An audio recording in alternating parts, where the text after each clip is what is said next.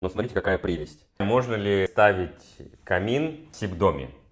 Ответ очень простой. Можно ставить вот такую чудо-прелесть печку. При таком приборе, если у вас в сибдоме отрубается электричество, то у вас есть свет, есть еда и есть тепло.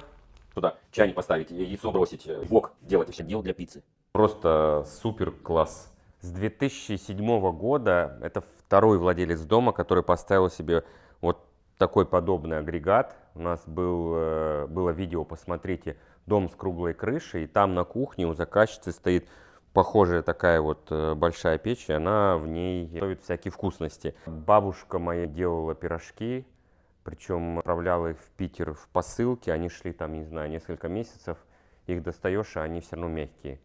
Рецепт не знаю, но вот это любимые пирожки.